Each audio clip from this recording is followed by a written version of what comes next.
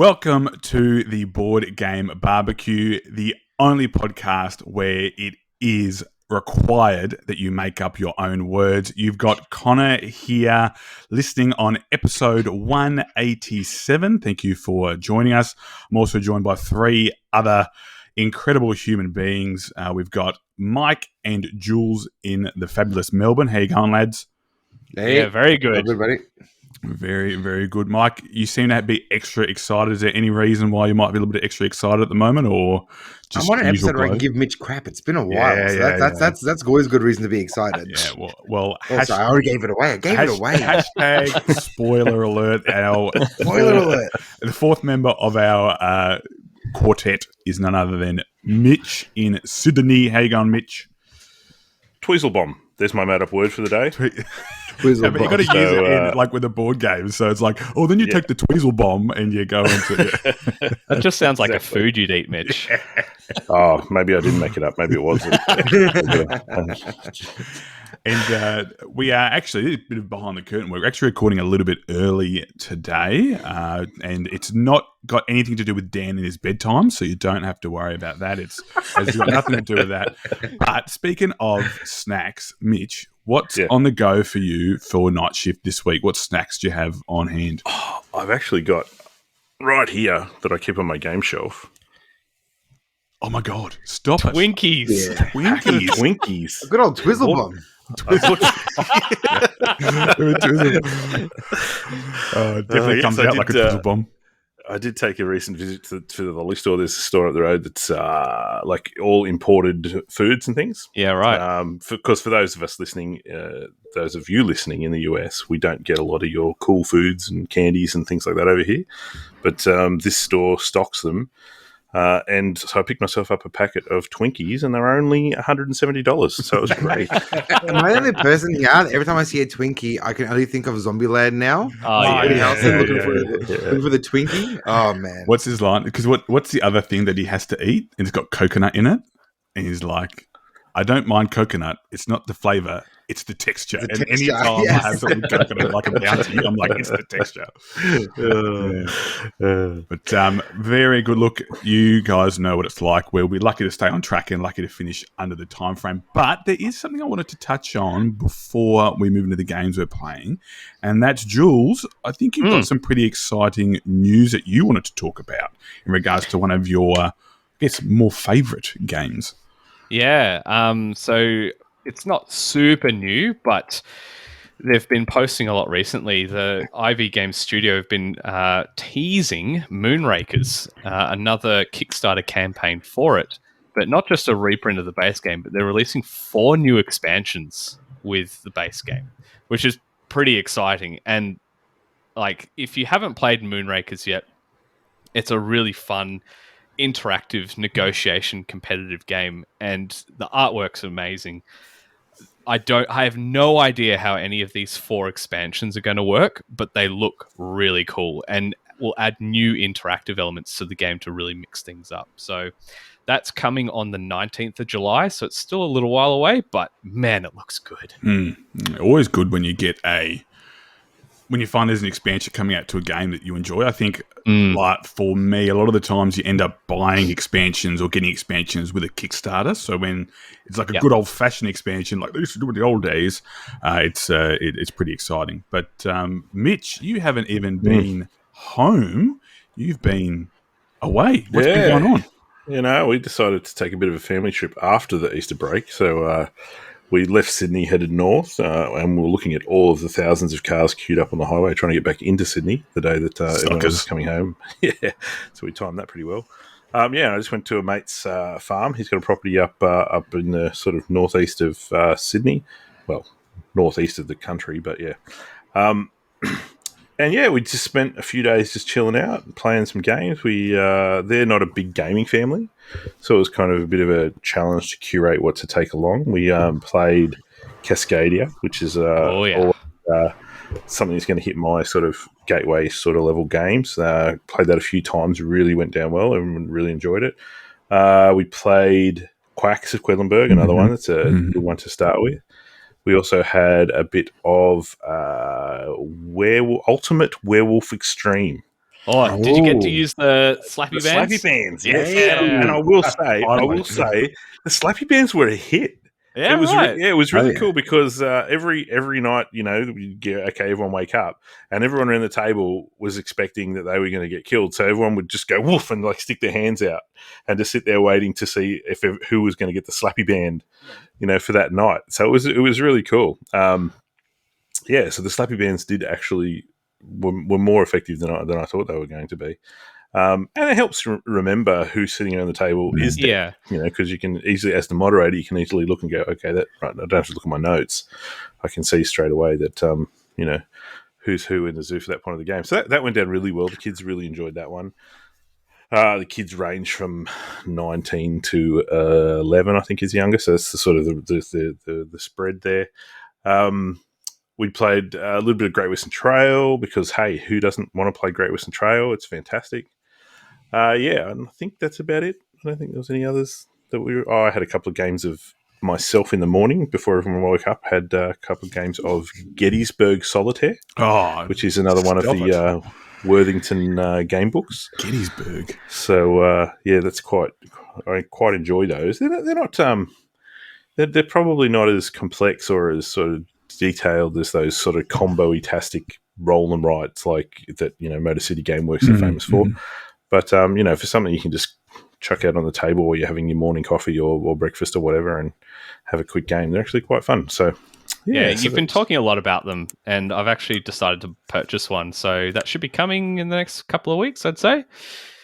I saw you posted that to me, one of the Mike Lambo ones. Yeah, I'm trying to remember which one I got. You got the Fields of Normandy? I think that's the one. Yeah, Fields of Normandy. I was looking through Amazon at all the different ones, and not all the posts, but some of them have a complexity rating out of 5. And I was wanting to find one that's a bit up there, but I couldn't find a 4 or 5 out of 5 one. They're always 1s or 2s. So they're not really complex in terms of like you're not going to get the same sort of level out of like a war game in the book. It's more like just a bit of a taste of it. Yeah, I have had some people say, "Oh, I thought it'd be more complex being a war game," but it's never really going to hit that mark. It's just bit of a different sort of strategy roll and write. I think it's just going to be one of those things that you can sort of sit back and chill and just enjoy the puzzle. So, exactly. And for like $20. Yeah, it's nothing. Yeah, it's a no-brainer. And you get loads of different missions in them by the looks of it. Yep. Yeah, you do. And they're great. So I've got probably more than I should have now, but well, that's never been an issue, really, has it, for any of us? Yes. Now it sounds like a good time. It's always good. You can go away and sort of. Sometimes it's great to have that environment to sort of play a different game that you might normally play. Like when I go visit my family, I generally pack the same games again and again. But then all of a sudden, if we go on holiday somewhere else where you just can't leave your games lying around or something like that, you might take some smaller ones. So that is good. Mike, I have noticed a game that you want to talk about is potentially one of the raging hot favourites for Game of the Year this year. Do you mind talking about that, perhaps? Yeah, man. I got to have a couple games of the good old Ark Nova. And I was so keen to play it. And I was really keen to get Renata to have a crack after I've had one, because I'm obviously trying to convince her to let me buy it. But it was great. We had 2 games. My first game, I came in positive 30 points, which is actually a pretty good score to my understanding for Ark Nova. But that was quickly adjusted by my next game where I came in negative 30 points. But Ark Nova's amazing. And I think every time you play, you're going to have a different experience. It was really, really cool. Have all you played it now? No, I have not played it. No. Yeah. You know the funny thing is, I'm actively trying not to play it. Why am I not I'm with you, Mitch. Why am I not surprised? No, seriously, because I don't want to be disappointed by the hype train. Like I want to wait until it's sort of the hype's died down, it falls back into the sort of normal levels of things, and then I'll give it a go. Because I don't want to go in with, you go in with an increased expectation. And then it doesn't meet that expectation, you're disappointed because you're expecting a lot out of it. I want to wait till the expectation returns to normal, and then I can give it a red hot crack without any sort of expectation. Yeah, it's one of those games where I think someone has said that the journey is more important than the destination, which I think a lot of the times with games, because a lot, like I know there's lots of people who play to win, right? Mm-hmm. So it makes it a bit difficult. Yeah, when you've started on this track and then all of a sudden you've ended up on negative 30 points. Like, I don't know what I've done wrong. Like, that makes it really, really difficult sometimes for people. But it is a fantastic game, and I love building the zoo. Yeah. That's great fun. It's really satisfying, and it provides a lot of different sort of challenges to sort of overcome, and lots of good decisions. And it does have that thing that you can see somebody's close to the end of the game, and I don't know, I feel I've got no chance of trying to catch up unless I've banked a lot of end game points. So it does have a bit of a runaway leader thing happening, maybe. But I've only played it 3 times now, but I've lost horribly twice and won once, but I could keep playing it. We played it back-to-back days, and we had a great time each time. It was a lot of fun. Really cool game. Do you think it's worth the sort of hype it's got for a game of the year? Yeah. I backed it for that. I call it the best game of the year because I reckon it's got... The first time I played it, I understood it for the most part straight away, which for me, a lot of those big games, it takes me halfway through for it to click. And even though I didn't have a strategy, the game clicked for me pretty quick. And I'm like, for a big game like that with lots of things going on, I was impressed that someone like me that normally takes a while was actually able to grasp what was going on. So that's what really impressed me. Because like Batoku, it was the second last round and I was just starting to click. You know? Like I knew what was going on. Whereas this, for me, made a lot of sense pretty quickly. And I loved the action selection. I loved everything about it. I thought it was a great game. Yeah, the card mechanic of shifting them down, like when you play them, that's really fun, and it just adds a bit. And you can see why it gets compared to Terraforming Mars. Absolutely. But it's also got enough in it to have Terraforming Mars, that, and Underwater Cities all in your collection and not feel like they're overlapping. But absolutely. Yeah. Anything else been hitting the table, Madman Mike? Yeah, well, we thought we'd keep it up with the animals. And I've played a couple games of Wild Serengeti, which was a lot thinkier than I anticipated, but I think it's a game that I don't really want to play at 4-player anymore. I've done it twice at 4, and it went for about 2.5 hours. Wow. And everyone sort of said it's a really good game, but it's the time frame's too long. For what it is? Yeah, for what it is, because you're doing a very similar thing each round. It's just a lot of looking for patterns and trying to make patterns of animals and things, because you're trying to shoot the best shots for your documentary. So you're trying to set animals up in a certain way on the board and in certain terrain. So it's not even having a zebra, a giraffe, and an elephant in a line. You have to have a giraffe in the bush and an elephant in the water in this sort of configuration. So it's a lot of moving things around, and people could muck up your turns. There can be a lot of downtime with some of the actions as well. So I think the game's going to shine at 2 or 3 players. So I'm hanging to give it a crack at that sort of player count, because it is a stunningly beautiful game and a lot thinkier in a good way than I anticipated. But I think a low player count is going to make it a lot more enjoyable, because at the moment at 4 players, we've been feeling the last round is just a bit too much, even though I can see it's probably needed. So Wild Serengeti's been really good. Kabuto Sumo got to the table finally, which is a lot of fun, pushing things around, the little icons around the board, and I played a fun game of Skull Hollow. It's a great game. With Joe, which I absolutely loved, because I'm trying to find motivation to back the Kickstarter that's ending in 48 hours. And that was a lot of fun as well. So I've been hitting a lot of good games to the table lately. It's been really good. Interesting that you talked about Wild Serengeti and playing it at 4, but then wanting to play it at 2. Is that because you're playing it a lot at your sort of weekly game nights and you're trying to include more people, or why is that you're only able to play it at higher player counts? It's just what I've ended up doing. Like, I've bought it out at... I did bring it to my weekly game night, and I end up with 4 people because the game goes up to 4, and it seemed like the thing to do. And then I had a few friends over, and they were really interested in it as well, because once again, if you see it on the table, it draws people in, because the animeeples are big and colorful and really pretty, and the board's nice, and it's got like you know how Everdale's got your big tree? This is like a big rock thing that looks like it's come out of the Lion King, that you have a bird timing the rounds on it. So it looks really beautiful on the table, but I just wanted to give it another try at 4 with some other experienced gamers to see if I had the same experience, and I did. So I still enjoyed it. It was a fun time. It just felt like I went for a bit long for what it is. So I think a lower player count will probably sing favors to it. Cool. Yeah. Awesome. Jules, what's been hitting your table lately? Not a whole lot recently, but I had managed to find. I had my first weekend to actually do stuff in a while, and I caught up with my brother, and we brought Cloudspire to the table. So Yo. I taught him probably a few months back how to play, and look, my brother is very, very smart, and just playing this second time round, he the first one was a learning one, but now he's got it. Like, so we got to play that, and that was a really tight back and forth game. I managed to pull out the victory by we didn't destroy each other's bases. We went all the way to the fourth round, but it was so much fun. So he played the Brawnin, and I played one of the expansion factions, Horizon's Wrath. Yeah. I have started doing the campaign for that now, and it's been so much fun. It's been a little while since I played Cloudspire, but I love this game so much. So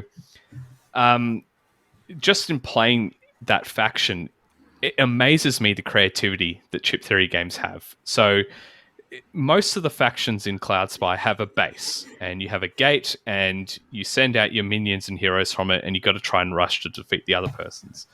What's so different about Horizon's Wrath as a faction is your base is actually a flying airship, and it connects to the island via, like a plank. You literally have a plank that you can walk the people across, and you can pull away that plank and make people drop into the abyss. And when you do that, you can actually fly your base and reposition it to another section of the island. So you can actually change up the game entirely, which is amazing. I didn't end up doing that against my brother, but just knowing that there's that potential there can really mix things up, and you might shift somewhere else, and now you're on a path that doesn't even go past your enemy's towers anymore. It's just, really, really good. Yeah. I've been thoroughly enjoying And that. it's one of those things that it nearly breaks the game because it's so different from everything else where, well, my base is here at the beginning of the game, your base is there. If you're playing against multiple people, you can change the targets of where your minions go. But in the end, it's still the same. Like, you still got the same path. So for me, it's funny you taught it to your brother because I taught it to mine as well over the Easter weekend. I stuck with the Brawn, and he played as the Grove Tenders. But yeah, the same thing. Like, he loved it. It's funny. He said, "Well, how come I can't get to your base?" And it was like the Matt Riddle, what's Fleet's about getting fish. It's like, what's Cloudspire about? It's about building your spires. Like, that's why they're so expensive. And he's like, oh, because he was enamored with the powers of the Grove Tenders and being able to like effectively spawn enemies summon. Yes, the summons.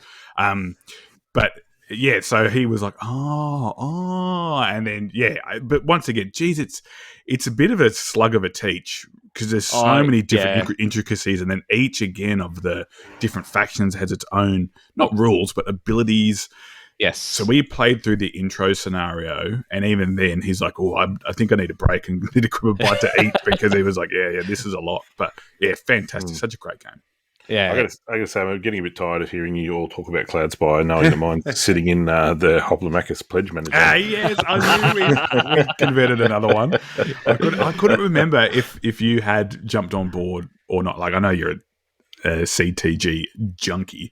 But I couldn't remember if you had or not. So, I can't wait. I can't wait to play it against you. I think it'd be really fun. I think your and my intellect is closer to on par than like mine and Jules or mine and Dev's. So I think it's definitely going to be a fairer fight. Yeah. It's actually funny. I was literally about to say I really thoroughly enjoyed playing against my brother because I feel like we're on the same wavelength in intellect, because it is a very complex chess-like game. And so, and I grew up playing chess with my brother, and we had great times. He actually ended up doing lessons and competing in some places for chess. But it's a game that if you have an experienced person versus someone new, they're going to kick your teeth. Yeah, for sure. But if you have the patience and the willingness to learn, man, it's a rewarding game. So good. Patience and willingness to learn. I might just sell it when it arrives. Then. You better get pretty penny. I was actually surprised you said you backed it. I'm like, whoa, it's definitely the heaviest chip theory game they have. Yeah. But you might enjoy it solo. I've been I love it. Yeah. It's so rewarding. And so little of it's based on luck as well. Like, as much as I love Too Many Bones, and I wouldn't trade the gameplay for the world, when you roll those die, you're like, I kind of needed another result. But with the Cloudspire, the only time you roll dice are for the spires. And, I mean, you're either going to deal with one die, you're going to deal from 0 to 2 damage. So in the end, it's kind of a bit like, okay, like they move, my spires fire, then they get to attack. So you still got your own turn to regroup and sort of fend them off. So like I said, I'd be really played against Jules as well, but really interested for you to play it and then report back, Mitch. It is different. For sure. It is very different than anything else I've done. Well, if anyone from Chip Theory is listening, hurry up and get that Hobblemachus pledge out. The same thing about Burn Cycle. Yeah, Burn Cycle. I'm still waiting on that. The people at Gen Con actually just recently released the list of stores or locations that are going to be there, and Chip Theory games are going to be at Gen Con. So I'm very excited to see what they have on table there, and just trying to weigh up in my head how heavy Cloudspire is going to bring back on a plane. I've managed to fit all of the expansion content into the base box. There's a very clever way you can organize it. And it's not tight. It fits well. Yeah. But I thought the Anachrony Infinity box is big and heavy. Cloudspire is smaller, but probably weighs close to twice as much. Wow. It is the heaviest game by far. Neoprene it's ridiculous. So as we're talking about Easter weekend, went on holidays. Not on holidays, went and saw my family. And as usual, loading lots of games into the back of my car. And my partner was helping me pack the back of the car. And she goes, and I had Super Fantasy Brawl, so the big box Super Fantasy Brawl, and that one.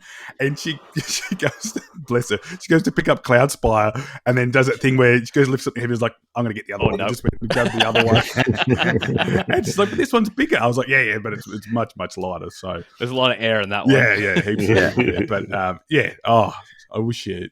I'm glad you spoke about it because I had a lot of fun playing it too. So good. So Horizon. I haven't played that one yet, and I also haven't played as the ones that sort of the underground, not the Grige. No, I've played them. The ones that are like they pick up all the relics and the Uprising. Yeah, the Uprising. They sound pretty cool too. Afterwards, my brother and I have a conversation because I have not read anything about the Uprising, but they only have one hero, 2 minions, and then 2 tower chips, and then they just utilize the market for the rest of their army. And some of the stuff they can do is just crazy. Yeah, it's pretty cool. I think they're probably going to be the most random because they're reliant on the market and what comes out. But I reckon they're going to be my favorite faction. They'll be the most fun of any of them in Cloudspire. Yeah. That'll look pretty cool. Hey, Mitch, I'm really keen to hear about the game you're going to talk about now. I'm super, super keen. Yeah, right. Okay. So the other game that I've been playing, aside from my little family getaway, is that Def Callion, returning to the podcast, has dragged me down the rabbit hole. Kicking and screaming? Yeah. That is, I wouldn't say kicking and screaming, maybe sliding like on a water slide. I don't know where I'm going, but this is fun.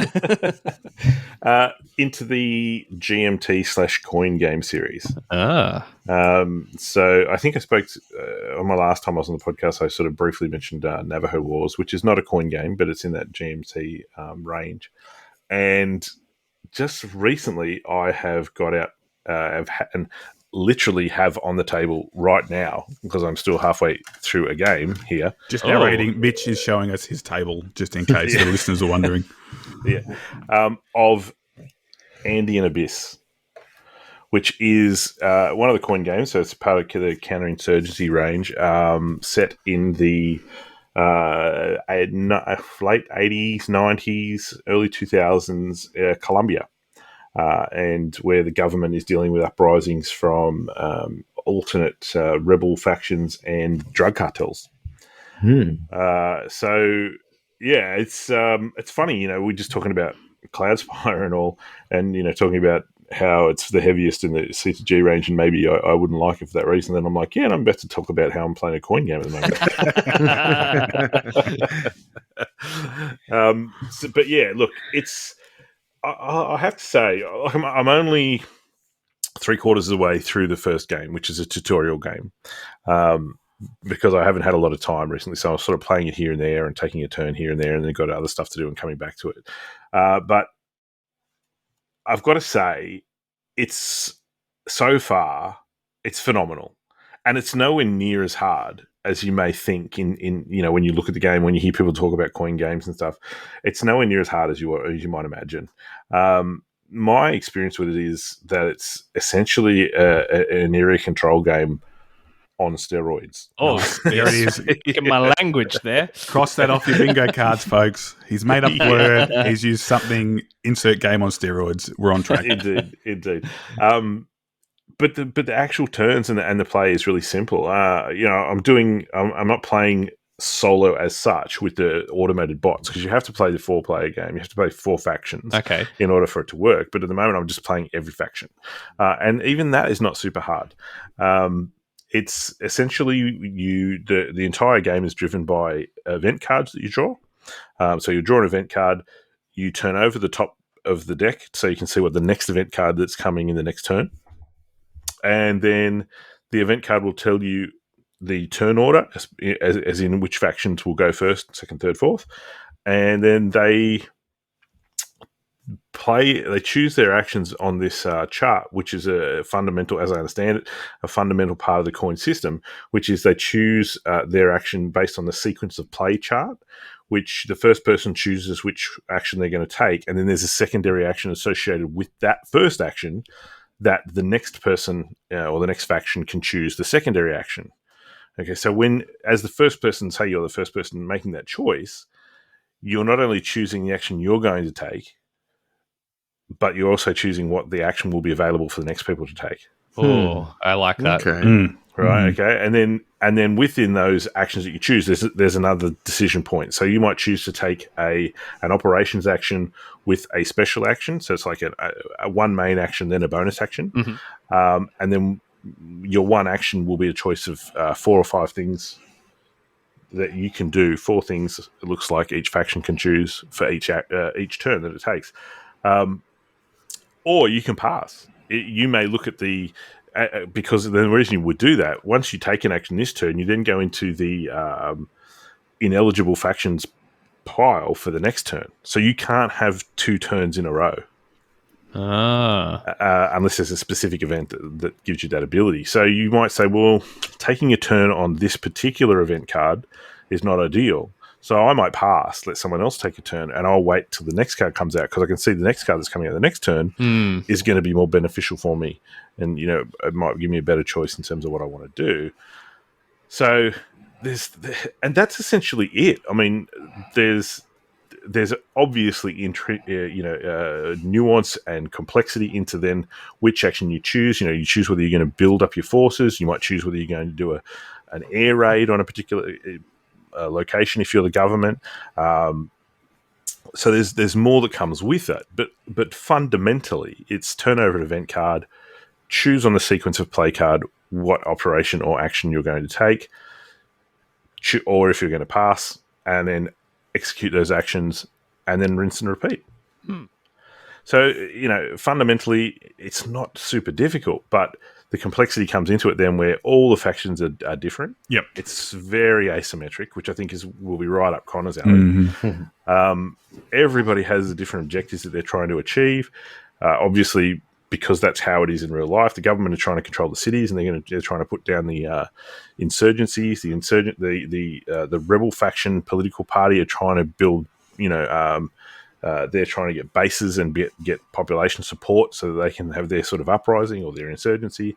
The drug cartels are trying to sort of work in between that and get resources and, create and sell drugs. So there's interplay, but it's not direct conflict.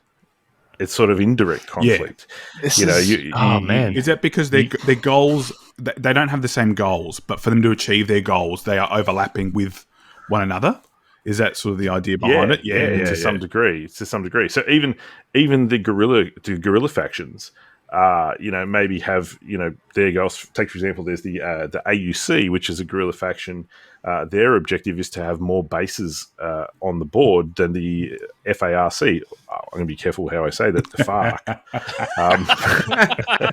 The FARC. Faction. So, they're trying to then go out and take, put their own bases out whilst removing FARC bases. Is that related to the Quins? The FARC Quins? The FARQs? No. Edit that, Dan.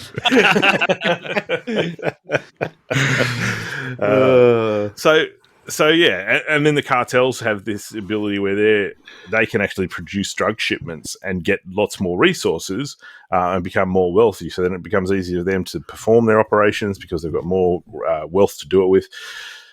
There's just a lot going on to it, and it's phenomenal how it all fits together and how it works. I'm really, really enjoying it. I know we sort of jumped on Discord yesterday, Jules, and we had a chat, and I think 100% you would eat this game up. It sounds like it. Yeah. And actually, in preparation for this podcast, I looked around different titles of different coin games, and look, no one's going to argue they're ugly games. They don't look particularly pretty, especially you look at the box, you go, eh. Yeah, the box art's not phenomenal. I think it's a bit of an acquired taste. I mean, there's a lot of color going on. You've got all the pieces of different colors. Obviously, I quite like them. I like the map. I like that they're sort of essentially real world maps. Yeah, okay. That sort of stuff. But yeah, it definitely is an acquired taste. The art. And I was watching a video online of some gameplay of Root today, actually, and the person that was talking through the gameplay brought up an interesting point, and I was like, whoa, as you were talking about the coin games, they actually made the comment, Root is actually just a very prettied up coin game. Oh, 100%. 100%. And I'm like, whoa, yeah, okay, yeah. so maybe this is for me, Yeah. And everything you've been saying, Root is just that as well. Yeah. But it's interesting because then you've got, so I believe, and unfortunately, we missed our chance to ask the man himself, Jules. We should have asked him. Like, if we had a time travel device, we could have asked him. But in my mind, and I do think I've heard that Root was inspired by coin games. Right. That doesn't surprise me now. But now, Root is inspiring other games. So effectively, those games are being inspired by coin games indirectly because these people are playing Root and going, I love this. I love the asymmetry. I love having, different goals. Yes, in Root, the end game goal for everyone is to either dominate or get 30 points, but the way you go about it is totally different. That's right. And one of the interesting things, and I wish we had 2 more hours to talk to Cole, but at a more civil hour of the day, it was like 1 a.m. when we were talking to him. He actually said in the development of Root, the factions did have their own unique victory conditions. So he talked about at one point in the development, the Wooden Alliance had this way they could win, where if they managed to, I think it was just control the 3 areas that all surrounded the cat's keep, they would win the game. Yeah. And all the factions had a unique victory like that. It was just based on positioning in the map or whatever. It doesn't have that now, but yeah, fascinating. I'm certainly interested in the coin series now that you've talked about it more, Mitch, and what Def said about it. And now that I know it's just less pretty than Root, it's very similar in its DNA. So I think I haven't played a lot of Root. I've played it a couple of times. I think that the coin series is on another level in terms of, achieving your objectives and the different actions that you can take. Sure. So there's probably a bit more to it in that respect. You were saying before about the I think the domination goals that you can win the games with Root. I find there's a big similarity in that you can achieve that what you need to for that domination goal, but it doesn't actually trigger until you come all the way around the board. And then that's right. So you kind of achieve the objective, and then you're trying to hold on to that objective. As it goes around. Very similar in coin, in that you can achieve your objective, but you don't actually win from that objective until a propaganda card comes out of the deck. So that might be the next. You don't even know when that's going to be. That could be the next turn. It could be 3 turns from now. It could be 10 turns from now. That you may have got to that point where you've achieved that objective, and then it just becomes this hang on.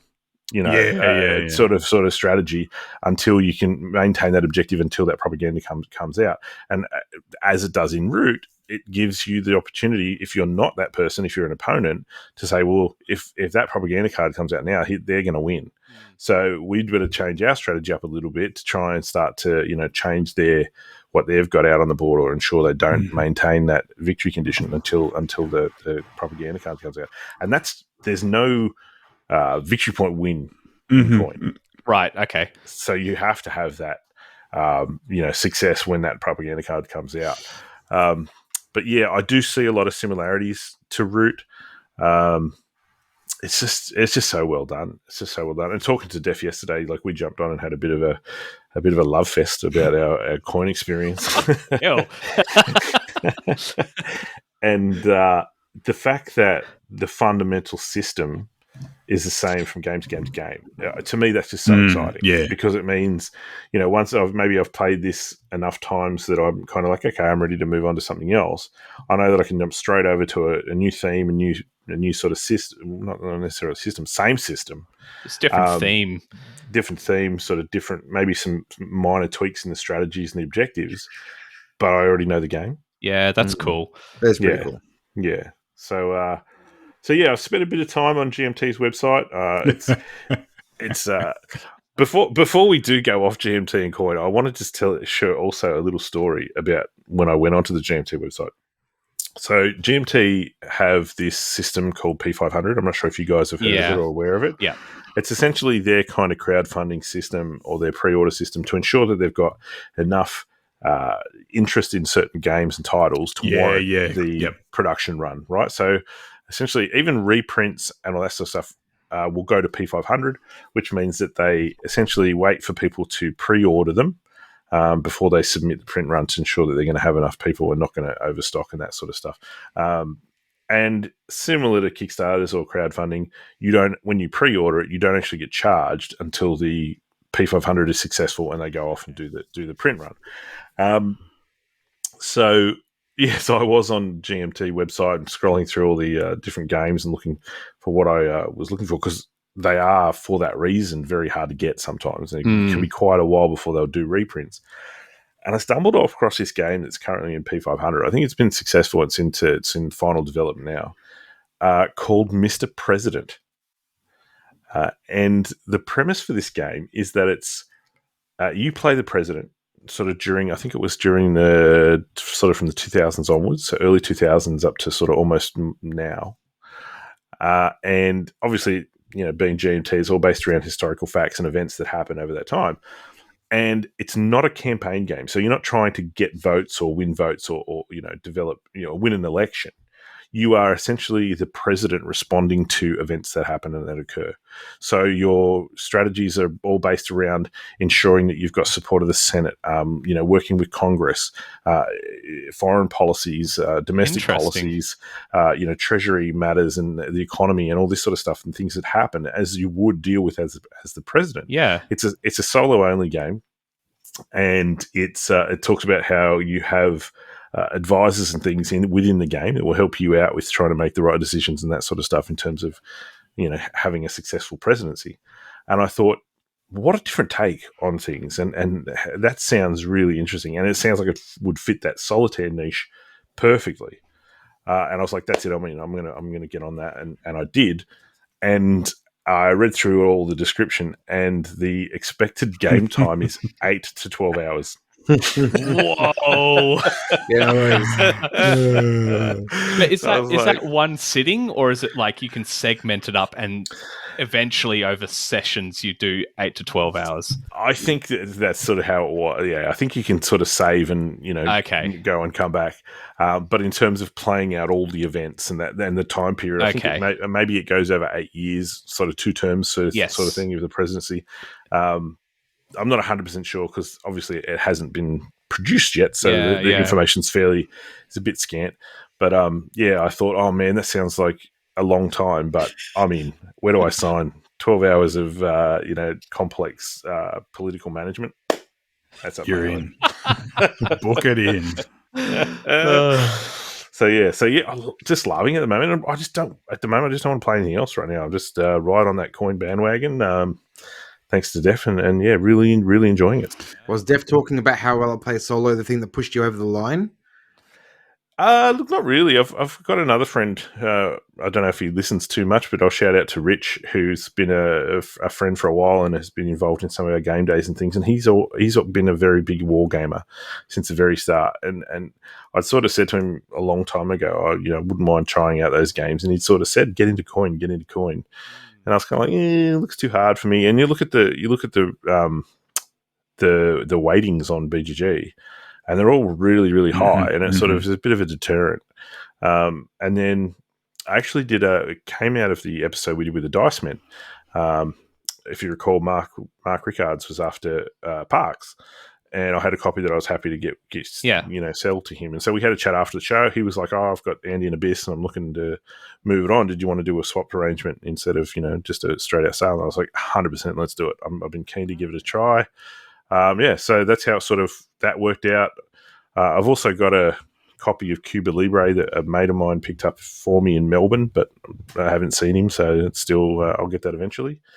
So I'm kind of, as I said, sliding down the waterhole towards the end of that rabbit hole. I've heard I've heard Cuba Libre is like the game if you're interested in coin games to get into the system of coin, because I think it's the most approachable of the lot. That's what I've heard at least. And that is exactly what I'd heard also, and the reason that I jumped on it when I saw a copy available in the marketplace, because you just can't get it anywhere at the moment.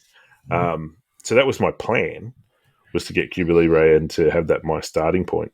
But because, as I said, because my mate's in Melbourne and he's coming up shortly, I wasn't going to pay for the shipping. He can just bring it up. And money. Yeah, but then life intervened, and I ended up getting Andean Abyss before I got Cuba Libre, and I was like, I ain't gonna wait. Let's get into it. Yeah, cool.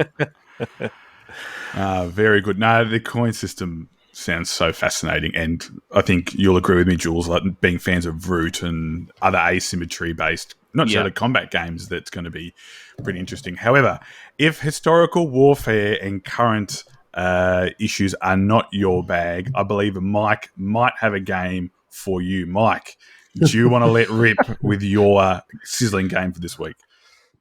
My sizzling game, it's pretty close to a coin game, don't you think? No, in case it's far from. I want to talk about Creature Comforts, because Creature Comforts has caught me by surprise, and I've been really, really loving it. I remember when it came on Kickstarter, I stupidly passed on it. I've said before, I don't read through all the Kickstarters a hell of a lot potentially sometimes, and to me, it's sort of sounded quite similar to Everdell when I first looked at it. It kind of has the same vibes. Like I think lots of people would be confused with it. But the play of it really doesn't. It's a very, very different system. And I think what I like about it is that so far I've played with experienced gamers, people that generally play the Euro games and things, and we all love it. It's got enough bite that it's still fun, but I really, really want to try this with people that don't traditionally play board games, because I think it'll be a terrific stepping stone into the hobby. I actually think it'll be a really welcoming and lovely entry-level game for people as well, but one that you don't feel like you're playing a not very fun game for yourself as a gamer. Yeah, I think it's still got a bit of bite. Yeah, for sure. Because the best part about it, there's not a lot of downtime, because the main part of the game, you're all creatures of the forest, and you're trying to get your creature comforts. You want to get your lovely quilt and your woolly socks, and you want to get your board games, and you want to get all your little things getting ready to be nice and comfortable, which is just a really nice, lovely thing. But when you're going to take your actions, you have 4 meeples, and simultaneously you all place them on the board wherever you want to play them. So there's no cutting people out saying, well, I'm there, you can't go there. There's none of that. Everyone can go in all the spaces, and it welcomes everyone to join. And there's plenty of spaces to choose from. But what you have 2 home dice, which are your own 2 dice that are sort of colored your player color and, a bit thematic to your character.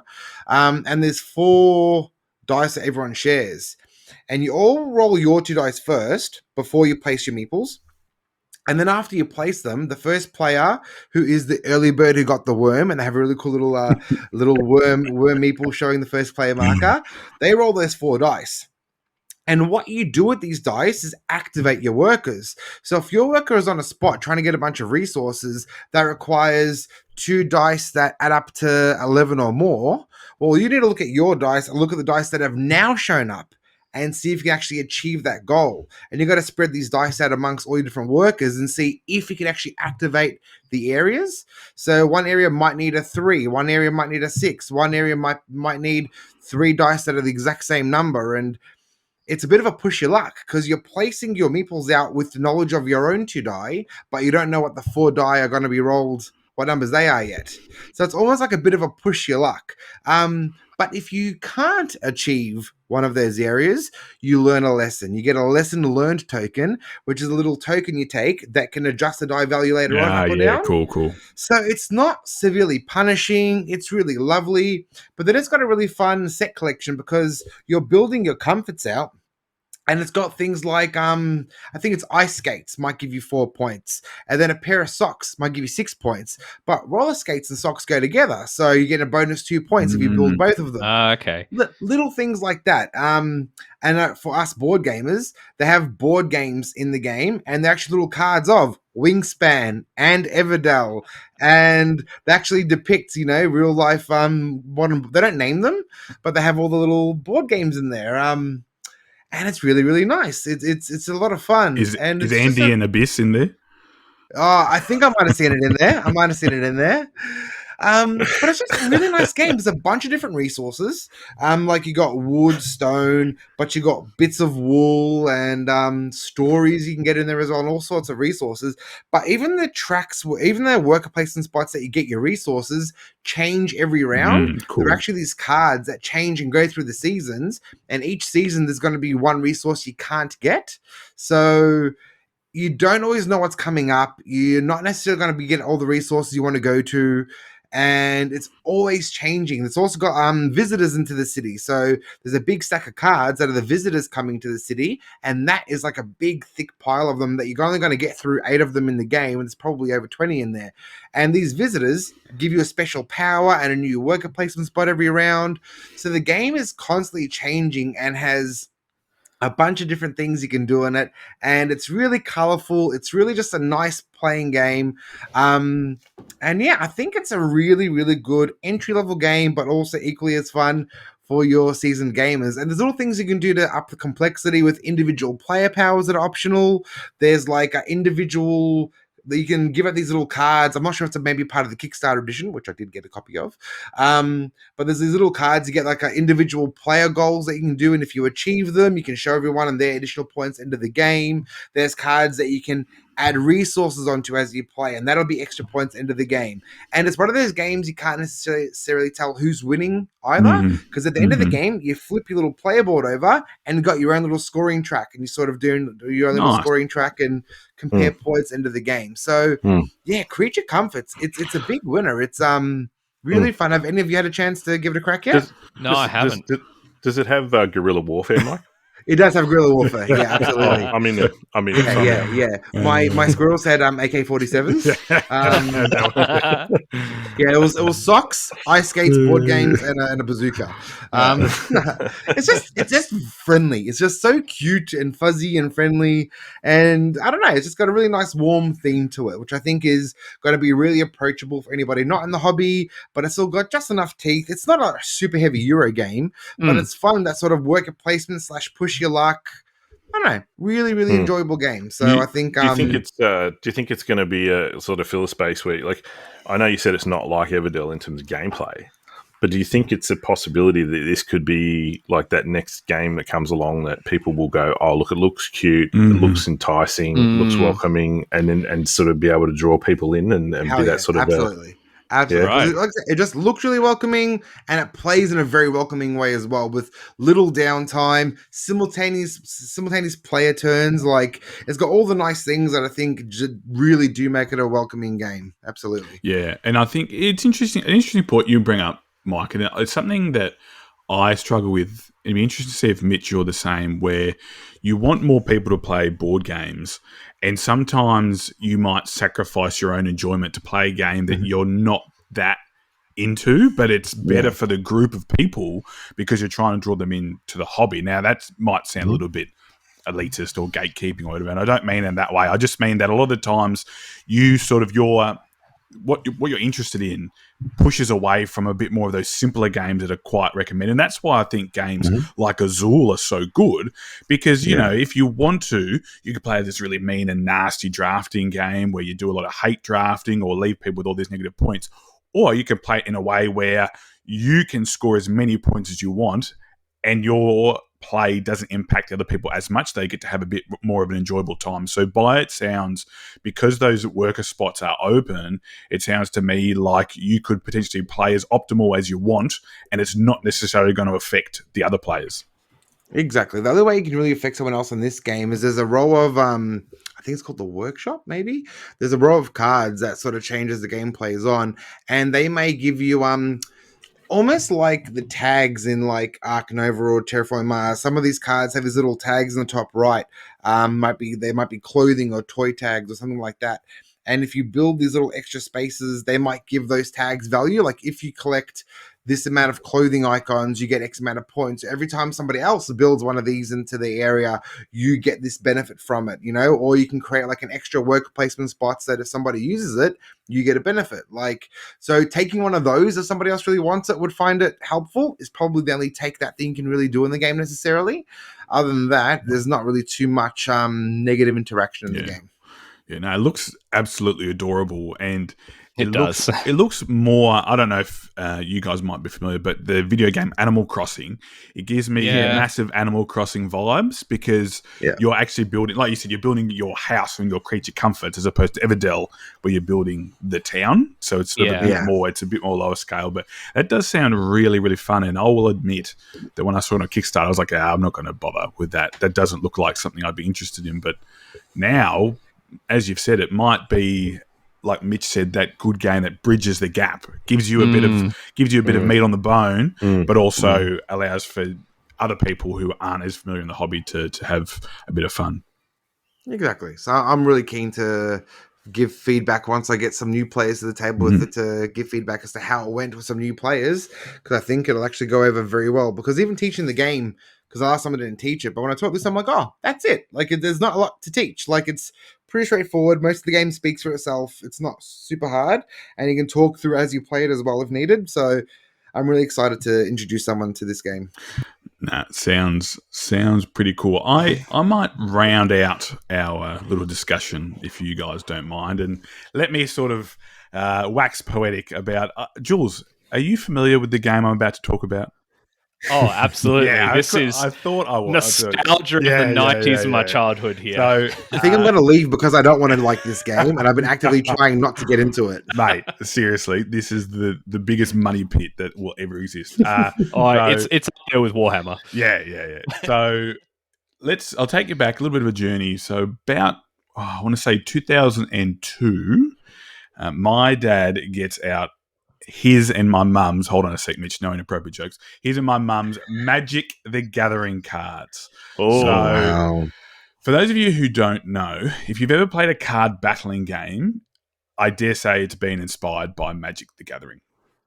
So the way Magic the Gathering works is you play the role of effectively these sorcerers, so they're magic wielders, and you use the elements of the earth. So there's 5 elements. There's plains, mountains, islands, swamps, and forests, or red for mountains, white for plains, black for swamps, green for forests, and red for mountains, blue and islands for blue. And the whole idea is you're eliminating your opponent, which in most cases is your direct opponent 1v1, but we have played it in partners before. We've played it 1v1v1, we've played it 1v1v1v1, we've played round robins, all this. If you can think of a gameplay method, we have done it. And look, this game is old. Like it is I think it's older than me. which is not as old as Mitch, but it's still quite old. Is it older than Dan? Well, hey, we already had a pot shot at Dan today. I think one's enough. Right. Okay. One, Expressman's not here to defend himself. So, Dan, feel free to insert some comeback. Dan was around when magic was real.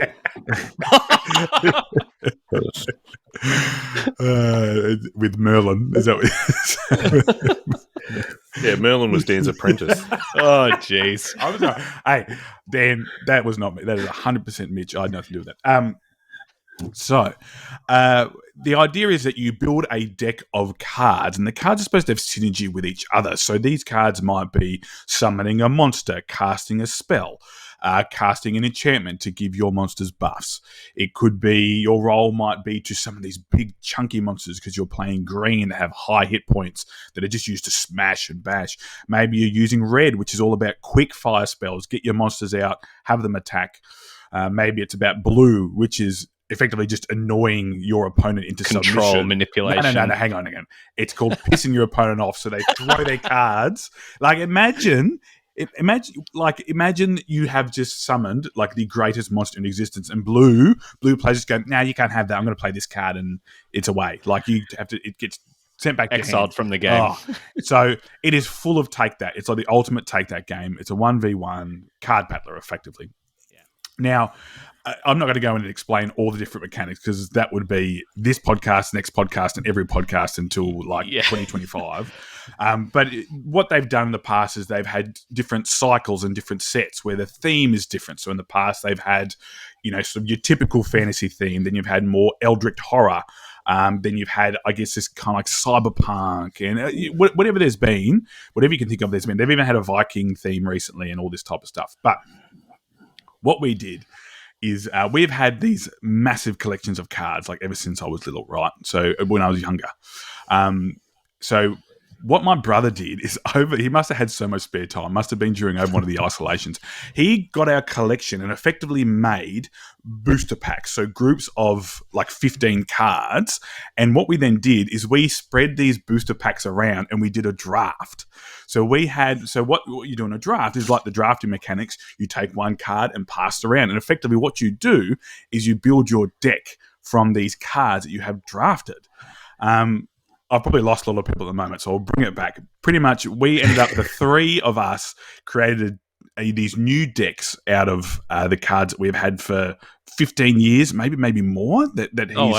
So we delved back, and you talked about nostalgia, and it was great because we would play these cards. We'd play against each other and play these cards, and be like, oh man, I remember this card. I used to have this in my deck when we played, and we'd reminisce about the set and how much we enjoyed those sets.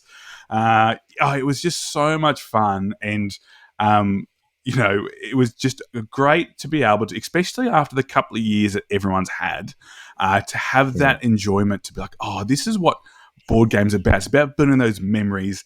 It's about, going back and enjoying what you did. And it was funny. We all finished and we were like, do we want to get in Magic again? Do we want to start playing again? We're like, no, we can't. We can't. But then I've been texting them being like, you know what? I'm just going to foot the bill. Next time we're together, I'll buy a whole bunch of booster packs. We'll do a draft. Does everyone what next do you want? Let's go. We'll do it. So we did it before a couple of years ago, I reckon. But yeah, so my brother, he effectively spent all this time making custom booster packs. So that each one had a rare and then a couple of uncommons and so on and so forth, because rare cards are the best, or epic cards and things like that. So legendaries. Yeah, it was just a lot of fun. I know, Mike, you're probably like going, I can't get in this game. And do not give me any excuse to get back into this game. So please don't, because I can't have it as well as all the other board game addictions I have.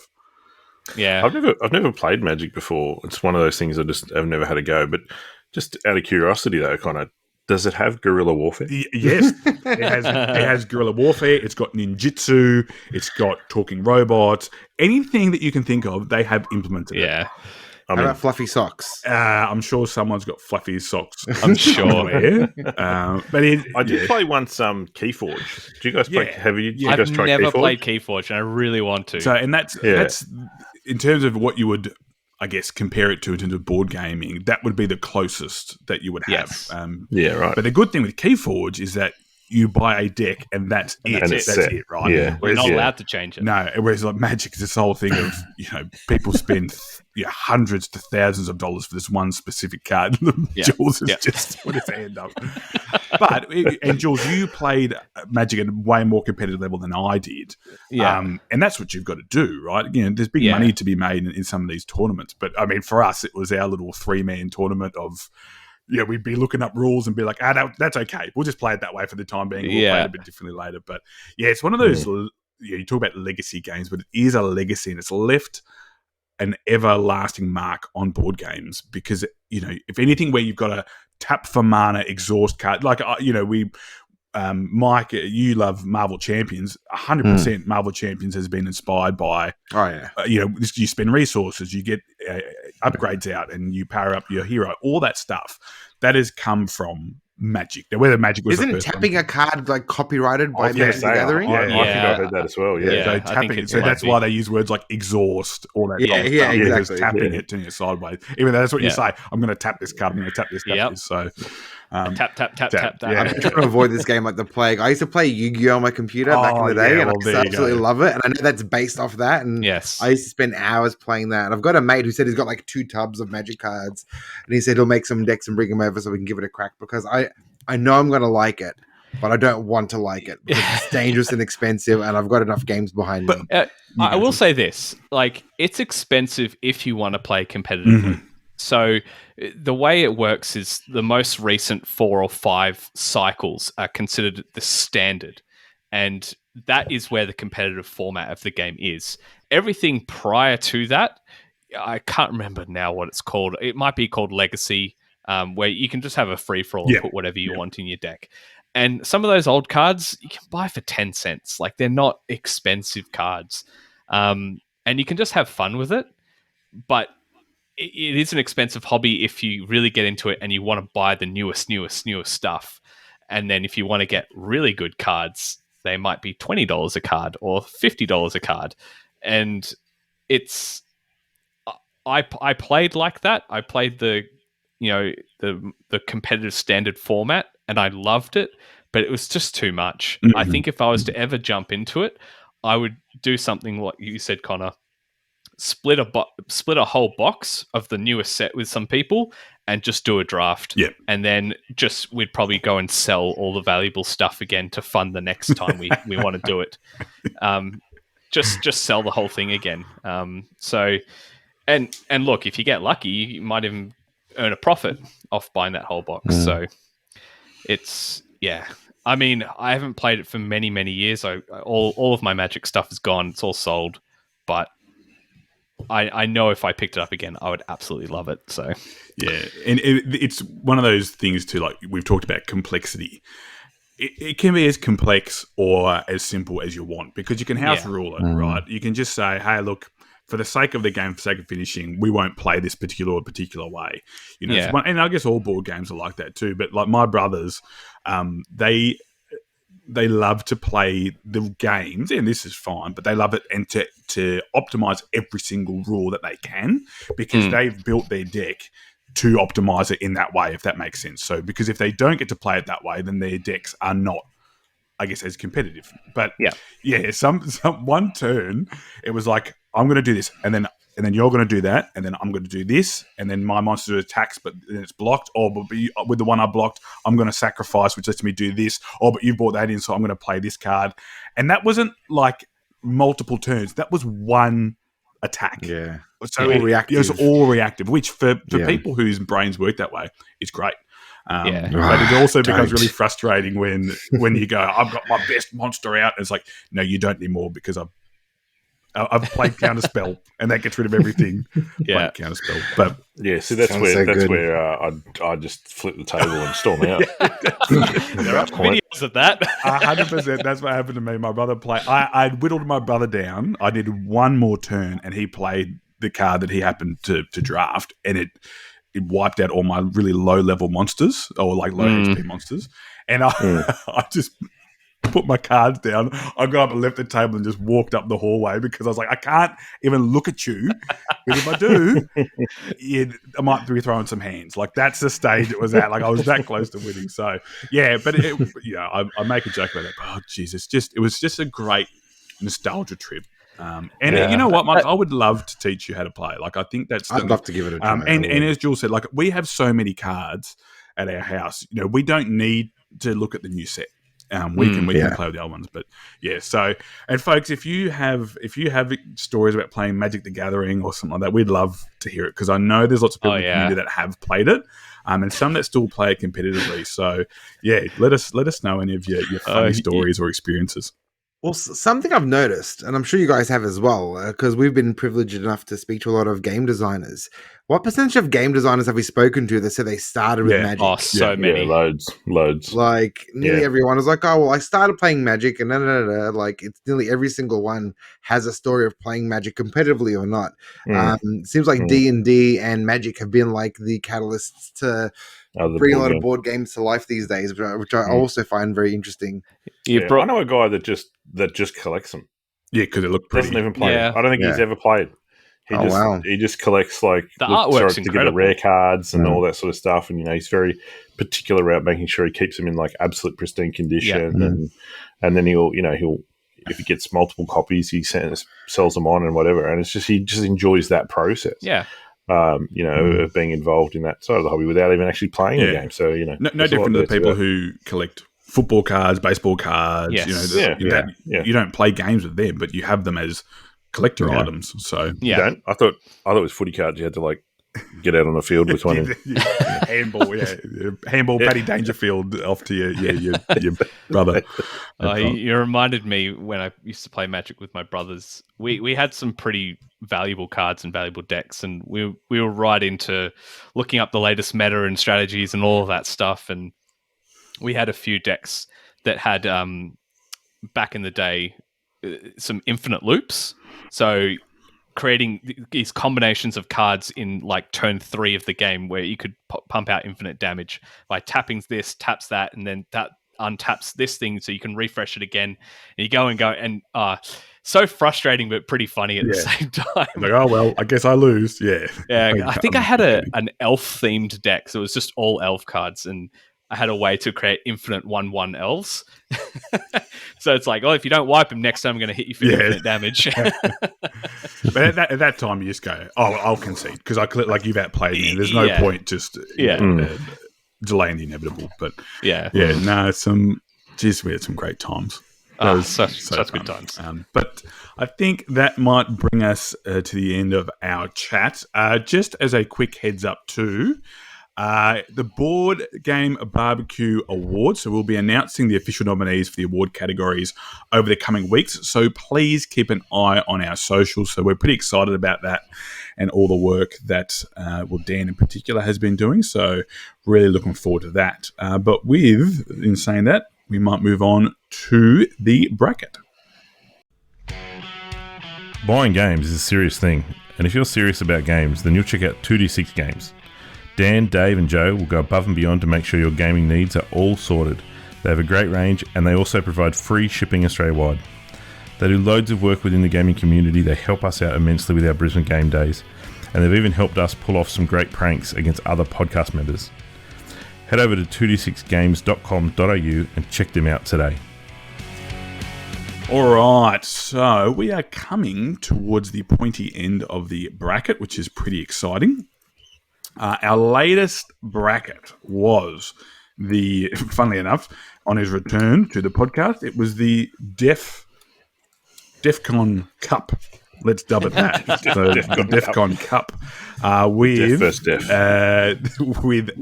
Gaia Project competing against On Mars. So not necessarily what you think your results are going to be, but because I think we've all looked at it already. But what are your thoughts on the actual matchup, Mike? Any thoughts on Mars or Gaia Project? I was pretty confident the one about space would win, and that's where I sat. I like it. I've not played either game, so I've got no idea. I at first thought that On Mars would win, But then looking at some of our comments from our members, I was starting to get a bit unsure about that. Interesting. Mitch? I need to clear something up. Right. Oh, here we go. Here we go. All right. I don't get serious very often, but I need to right now. I was accused on the last episode of using the Board Game Barbecue account for voting for certain games. And we needed to clear this up right now. It was not me. In fact, it was that charlatan known as Sarah Green, who, even though she knew she was the one that was doing it, was happy to push me under the bus and say that I was the one that was voting for the Board Game Barbecue. It wasn't me, and the reason being was because I don't have a horse in this race. I haven't really I played Gaia Project a couple of times, not enough to really be able to say how good or bad it is. And I haven't played on Mars, so I did not vote. I don't think. Maybe I did because I'm a jerk. But either way, I didn't use the Board Game Barbecue account. My name needs to be cleared. This slate has been wiped clean. You have my blessing. There you go. You're absolved from any board game sin. As far as I'm concerned, as my role puts that sweet voice on, that's just everyone just goes into her spell, and she's really stirring that cauldron. I think you're inferring that she might be a witch. I think there's some going on. There's a little bit of she does like mages. True, she does. She's into sorcerers and mages. Yeah, I don't know. We here at the Board Game Barbecue do not condone any form of witchcraft. I think we can say that. Or Mitchcraft. Mitchcraft. If Mitch was to crochet me like a cardigan, I would wear it. You're by yourself there, mate. Consider it I done. would not. Consider it done. I've been meaning to get back into crocheting very soon. Jules. I think Mitchcraft is. I was going to say. I think Mitchcraft is Mitch punching down these snacks in the background here. He's demolishing something slowly, bit by bit, every time he's silent. Oh dear. If you have a picture of Mitch sitting there deep in thought, no, he's just punching down some chocolate. Is that a bunny? Yeah, he's just demolishing a bunny. Yeah. It's not a pretty sight. Anyway, Jules. Yeah. Both these games, I reckon, are in your wheelhouse. But have you played Gaia Project? I have not. Yeah. My plan is this week for Def to teach me how to play Gaia Project. So he's been nagging me for a while. And look, I do want to try it. Everyone, waxes lyrical about it, and there's got to be a reason for it. So, yeah, I didn't have a horse in this race. It's an exceptional game, and being an exceptional game, it did come out the victor with 61 votes to Gaia Project to 40 to 1 Mars. So our game of the year for 2020 actually on Mars was. So bungled out of the bracket. But I believe we're on to the actual next round now. Is that right? Am I correct? Yeah, that was this is the third round. All in for the third round. So we are really going to see some tight matchups. Not that there hasn't been some already, but with the crew we've got on today, I believe this matchup will have plenty to talk about, and that is none other than the Board Game Barbecue darling of the Quacks of Quedlinburg up against the Colossus that is Uwe Rosenberg's Piece de Resistance, Feast of Odin. Mitch, I will give you the new ball. You lead us off. What are your thoughts? Feast for Odin is absolutely fantastic. It might be the best worker placement game that I own. Actually, if I look at my top 10 list, I think it is. It's just a phenomenal game.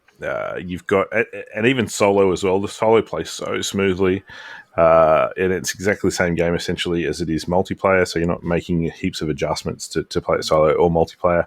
There's loads of actions to choose from, so every game's going to be different because you're never going to have the same choices that you go through. In between turns, you've got the whole polyomino puzzle thing where you're placing the pieces into your village to try and cover up the spots that you lose points for and increase your income as you go. It just ticks all the boxes. Like it's really that sort of, for me, that quintessential worker placement, choosing my actions, and that's how I'm going to spend my workers type game. And of course, trying to feed my villagers, which is a UA. If you're not making food or extra sheep, it's not really an Uwe game, is it? That's That is indeed correct. Although I do love how you can feed the people money. That's Just shut up and take the money. You can starve. Yeah. Go find somewhere else to spend the Here's a bronze pieces. Get it in. Ooh, shame. Yeah. Get a 50-cent cone from Macca's. I don't know which part of ancient northeastern Europe you visited, Jules, but I don't think McDonald's is on the menu there. I'd love to rock up to the banquet and go, look, sorry guys, we don't have any pork today, but here's a bunch of silver coins. Get it in. Yeah, and who would actually be like, get out? They'd be like, you can sit at the top of you can sit at the head of the table. You're the best. Yeah, let's but quick thoughts on Quacks. Say that 10 times quick. It's a fantastic entry point game. We've already mentioned it on the podcast today. It's just, it's so addictive. You just want to push it that little bit further, and sometimes you make it and sometimes you don't, and you either have elation or soul-crushing defeat. But you just want to go again. And that's just what makes it so great. I still really enjoy teaching new people Quacks, and it's got everything. It's got those highs and lows that you love to experience in a game. It's got the tactile feel if you've got the geek up bits or coin capsules or whatever you've done to bling up that game. It's so accessible, and it has a lot of replay value. We don't often mention that. Yeah. Especially if you get the expansion and just the amount of ingredients. I know that they have little book tabs on those cardboard bits where you can, there's sets. I just shuffle them up and just go random, and you get some really wacky combinations that are pretty fun. Well, and because it doesn't benefit one person, does it? Everyone has access to those, all exactly the recipes. Right. So there's tabs and sets. Yeah, down the bottom. So if you look, I've always just shuffled them up. Yeah. No, so if you actually look at the cardboard bit with the artwork, at the bottom of it, you see all the pages, and it has little bookmarks that are hanging out. And it has different numbers of bookmarks. So on one side, it'll be one bookmark hanging out of all of them. The next one will have 2, and then 3, and so on. Okay. So there are actually sets. It's all subtle artwork. Yeah, right. Mike, please, penny for your thoughts. Look, a year ago, I'd probably be singing the Quack song, and it still is a great... How does that go? Sing us the Quack song. The song for DuckTales. I forgot the lyrics. It's got a Quack in there. I actually was recently saying I don't know if I was going to keep it because I've been really enjoying Cubitos, but I played a game a while ago and it brought me right back, and especially with the Alchemist expansion on top as well. Haven't tried that yet. That added a great new little puzzle to the game and even more variability, especially if a few of you are playing with different sort of puzzles. Little expansions from Alchemist. It really changes the game up for you a lot as well. So I found that really cool. But my vote would have to go to Feast at the moment because Feast for Odin is amazing. It intimidated the hell out of me a while ago, but now if somebody says Feast, I'll jump in for sure because it's an amazing game. And someone like me, especially, polyomino is one of my favorite mechanisms. I eat up polyominoes, no worries, and worker placement's amazing. And to mix those two in such an awesome way, I just really love it. I think it's a lot of fun, and every game's going to be a bit different. So Feast has it for me. Yeah, my brother's hot on worker placement at the moment, and I keep saying, mate, jump on BGA and we'll play Feast for Odin, and because I think the BGA, I'm pretty sure, has a really good implementation of it. Either BGA or Tabletopia, I can't remember, but because Dan, we keep mentioning Dan a lot. He's not even on the show today. But Dan was saying how he's playing lots, or had been playing lots of games against other people over BGA, which for me seems like it's a bit of a slam dunk, really. Hey, because you've got the polyominoes, you've got the worker placement spots. There's probably you don't have to do the setup. Yeah, you don't have to do the setup, which can take a little bit. Look, I think for prosperity's sake, I'm going to go with Quacks just so it's an even split of 2v2. But it's a tough one. It is a tough one. But as per usual, it is not down to us. It is down to you guys, the listeners. So please jump onto Facebook, Instagram, and of course, Discord if you would like to vote. Like I said, we are coming to the pointy end. So please jump on and vote for your favorites. And speaking of our social media, if you want to support the podcast, you can always go to patreon.com/boardgamebarbecue, sign up to donate, and get access to exclusive podcast episodes that record for our patrons. Myself and Adrian just continued our Marvel episodes before talking about the mutant colossus that is Apocalypse. Remember, we never want you to contribute to Patreon or donate if it is going to cause you any financial hardship in any way. In fact, like I said before, there's plenty of ways to support the podcast without donating. You can go to Apple Podcasts and leave a star rating and a review for us or Spotify's new star rating system. It only takes a few seconds of your time, but it means the world to us. You can also get involved in the Board Game Barbie community by joining our Facebook community, following us on Twitter, Instagram, or YouTube. And of course, you can sign up and join our Discord community where there's always games and conversations going on. Get involved to support the show. All the links are in the show notes. So once again, thank you to all our patrons, but thank you to our general listeners as well. There's another way people can support is come to the game days. Yes, sorry. We've got we've got tickets on sale to both Melbourne and Brisbane game days. And Mitch, you just wrapped and Sydney, the next Sydney game day as well. So Mitch and Sarah, along with our volunteers, just ran a super successful Sydney game day at the beginning of April. And of course, the Brisbane one is coming up, as is the Melbourne game days as well. Tickets for all of those are available. So please, we'd love to see you there. And yes, the running joke continues. I will be at this Melbourne game day. Don't worry. Not that, in fact, that might cause ticket sales to go down. So ignore that if you don't want to see me. I was going to say Melbourne and Brisbane don't have many tickets left, so you've got to be very quick now. Don't leave it to the last minute.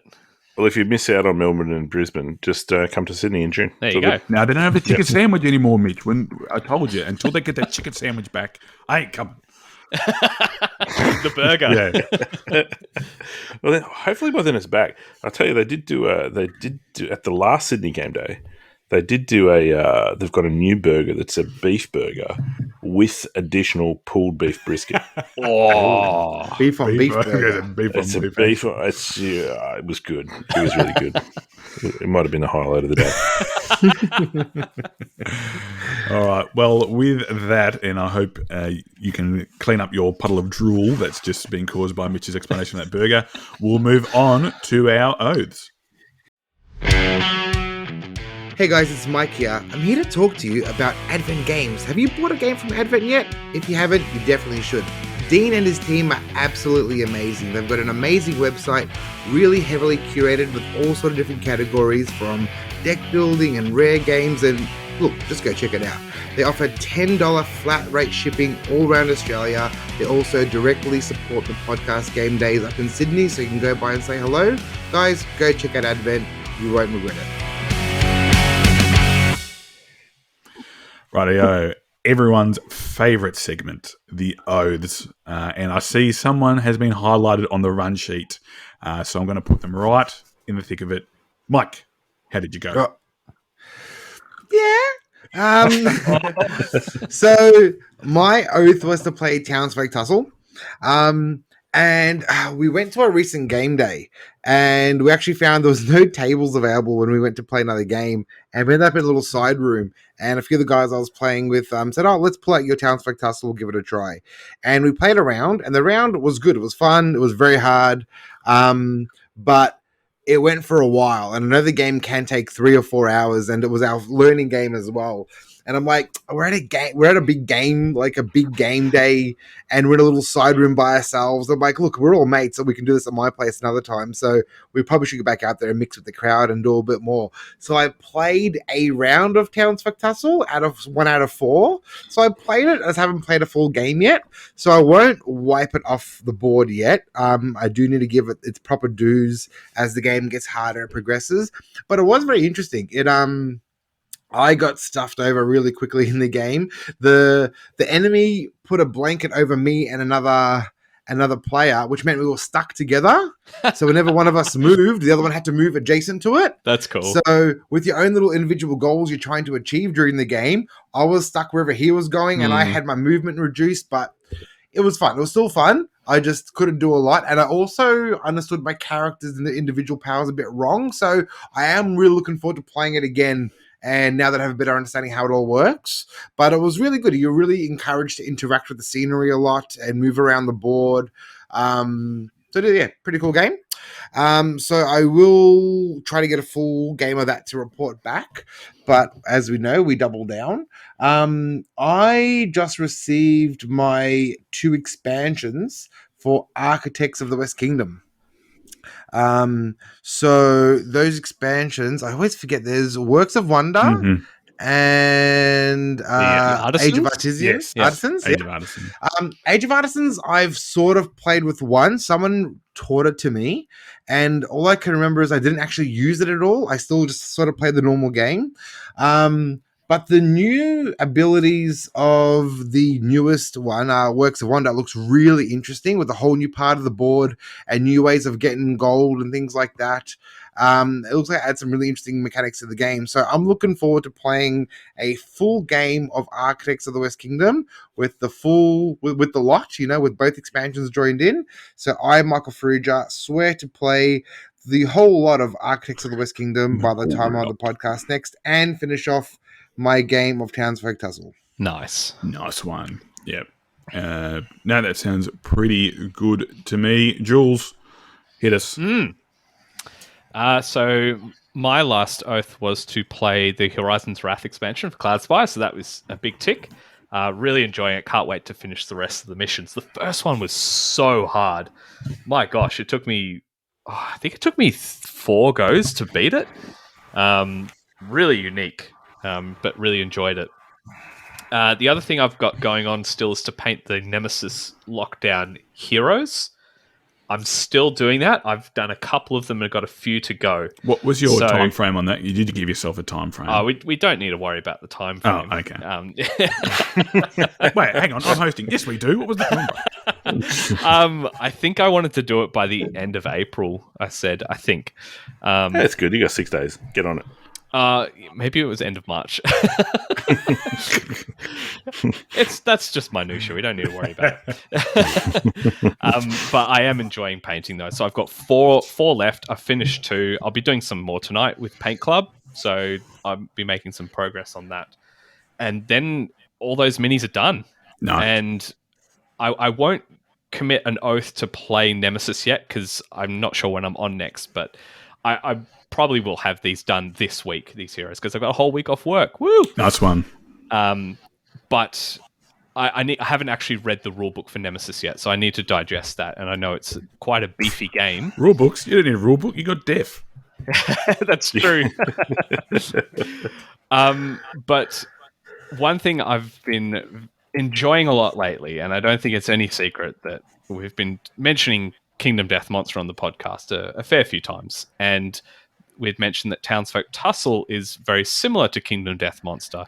I managed to snag a unopened copy on the Facebook Marketplace for $100. That's Steal. currently on its way to me, and it should arrive this week. So I am hanging to have a game of Townsfolk Tussle. So maybe Mike and I can line up something and do a double whammy. But sure we can. But I, Jules Watson, swear by the time I'm on the next podcast, I'll have played Townsfolk Tussle and I will have finished my Nemesis Lockdown Heroes. Nice one. Very cool. Nice. That is, I didn't know that there was some similarities between Kingdom Death Monster and Townsfolk Tussle. Very similar games. Cool. So you don't listen to the podcast, Conor. That's good to know.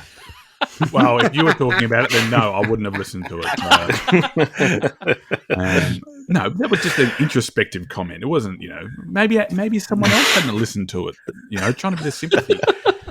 Dan, edit Mitch out of this podcast. I still hold host law. The worst part now is I got to shoot to Mitch now. So, Mitch, go on, bore us with what you've been doing. I would love to, but I haven't done anything. Is that right? Yeah, my oath was to play Navajo Wars without the tutorial, and I'm just going to say I haven't done it, and I don't care. I'm not going to do it. Not good enough. No, mate. Commence the flogging! Because as a punishment, we have to shave your head, Owen. It's not coin. It's not a coin game. It's not going to happen.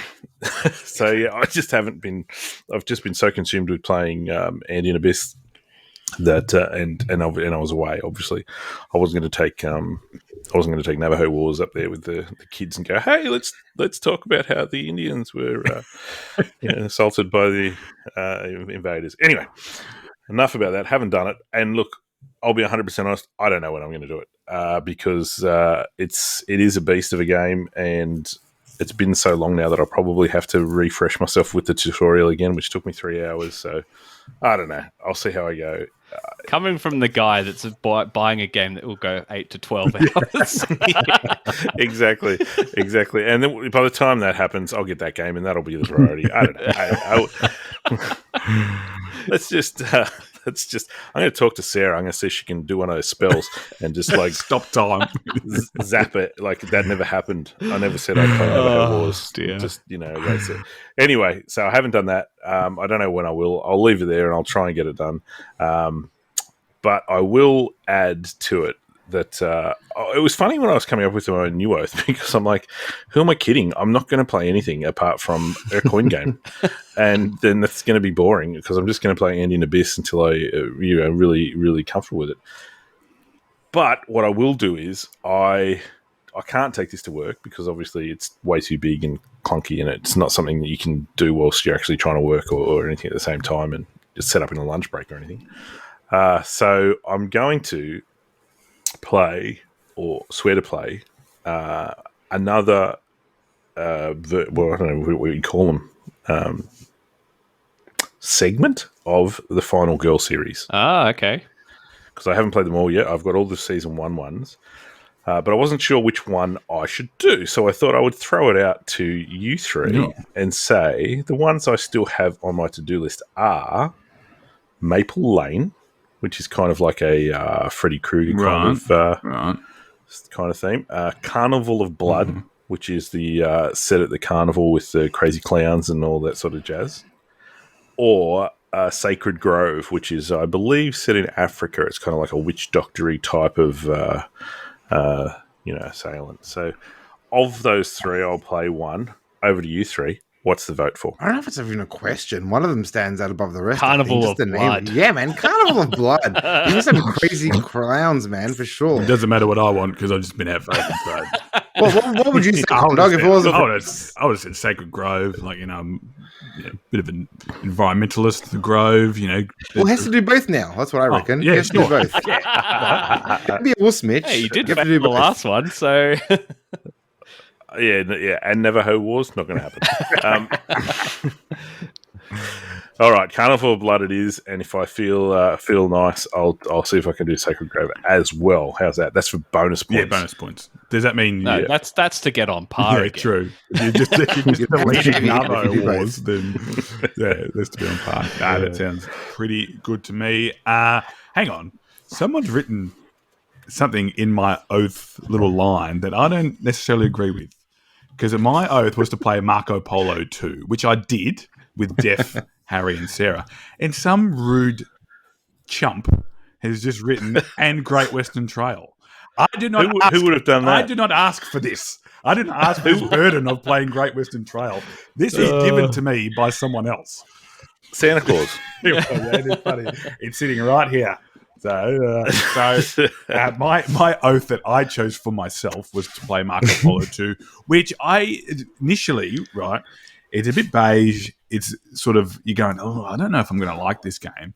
But I had faith in Def because Def has yet to steer me wrong. And it was great. It wasn't anywhere near as overbearing as I thought. There's a little bit going on to start with, but it makes a lot of sense once you get going. If you're interested in dice placement, you do roll the dice, but you can negate it as well. So it's a bit like we were talking about with Creature Comforts, Mike, how you can negate a bad dice roll by spending camels. Don't know how that works. Anyway, don't care. But yeah, you can spend camels and all this type of stuff. It was a lot of fun. So tick that. Yes, Mitch, fine. I'll say that I'll play Great Western Trail, but I'm going to say it until you forget to ask me, and then I'll say that I've played it. But along with that, I actually got this a couple of weeks ago, but I have not talked about Arkham Horror Living Card Game enough on this podcast recently. And you reckon? No, I have not, Michael. And I got the new expansion for the campaign. So the campaign, which is the new system that they're using, and they've re-released all their old content using this new system where it's broken up into investigators and the campaign. So depending on what you want, you can buy it. So I swear the next time on the podcast, I will have started a new campaign of Arkham Horror Edge of the Earth. So that's the newest one, which looks a lot of fun. So I'm really excited. Do you start from like level 1 again? Yeah. Standard, no bonus characters, and so you just work them up. Yeah, you work them up. You don't, because there's so it doesn't link with the other campaigns. No. Because otherwise, what happens is by the time you cop all the trauma in your card, it becomes. There's some people that do it and just see how far they can get. So they'll start with the base one, then play through Dunwich and so on and so forth. But I don't know how far people have gotten. But effectively, if you do that one of two ways, either going to lose in like the first turn, or you're just going to dominate because your cards are so strong. But it's a solo game. Well, it's a solo/co-op game, so you do what you want. Like I'm not going to judge you. And once again, please let us know if you've done that and taken a character through. How far did you get? But hey, like I said, not enough Arkham Horror being talked about on this podcast. But that was a relatively successful set of oaths, I think. It wasn't too bad. Yeah, one person let us down, but hey, whatever. That happens in a team sport. So, that was a big one. It's probably an oversight. It's probably unrealistic when I even said it. Very, very good. But someone should have stopped me. No, I blame all you. We are at no point do we take any responsibility for the actions of others due to this podcast. I think I made that very clear from the beginning. Oh dear. But as per usual, guys, it's been a great chat. Thank all three of you. Very good. I think maybe we've had a little bit more energy, seeing as it's been at 3:00 in the afternoon, as opposed to me moping about on a Sunday, crying about work the next day. But that's my problems and none of yours. But once again, thank you all for joining us. Thanks for listening. Any last words, folks, before we leave our lovely listeners? Tweezzlebomb. I was trying to remember what it was called. I was trying to remember the whole time. I wanted to say please, if you can use Tweezzlebomb in a sentence, let us know in the podcast chat. Tweezzlebomb. Hashtag Tweezzlebomb. Bring it home. And any of our game creators, if you can put Tweezzlebomb into a game, even better. So looking forward to that in the future. Once again, thank you all for joining me, guys. Thank you. Good job. Thanks, guys. Lots of fun. And we hope your next game is a sizzling one. See ya. Bye. Right. Where did you get Tweezzlebombs from? Who knows? Why do you even ask that question? He pulled that over Tweezzlebombs.